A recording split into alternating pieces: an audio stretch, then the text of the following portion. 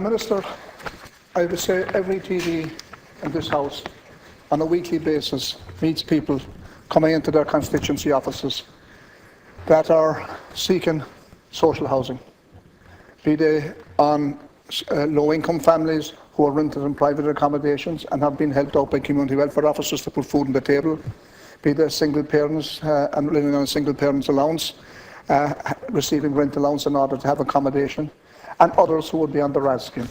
And if you look at the figures, you have 98,316 on the local authority housing list.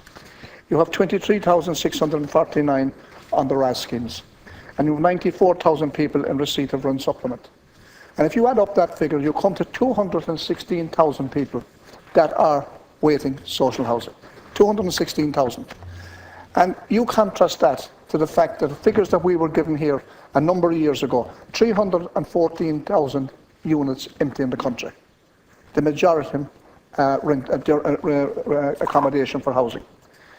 And you also look at the fact that over the last number of years, in particularly the people against their will, the taxpayer against their will, bailed out the banks. The same banks who are currently trying to repossess holdings right across this island, family homes from people. The very same banks.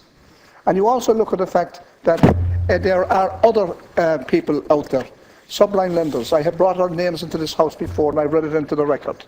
And one of those people is a person by the name of Ronald Wise, of Wise Mortgages, and other companies who have been declared bankrupt in the United States, but who also have a conviction here for illegally soliciting deposits.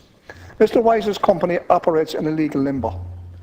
Prior to 2008, there was no authorization or supervision of retail credit companies, and consequently, Wise Finances is neither licensed nor supervised by the central bank.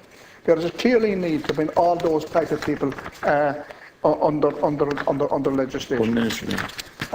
You can also, if any of you who read the paper on last Irish Examiner on last Saturday, where it named again Wise Mortgages and a fellow by the name of Ian Andrews, who was convicted for corporate tax fraud of 76 million and spent 12 years in prison. These people are operating in this country and nothing can be done about them.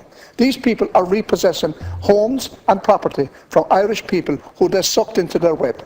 And there's still nothing can be done about them. I have contacted the central bank about it. I have written to the central bank about it. I have letters back from them. I brought it up here in the House time and time again.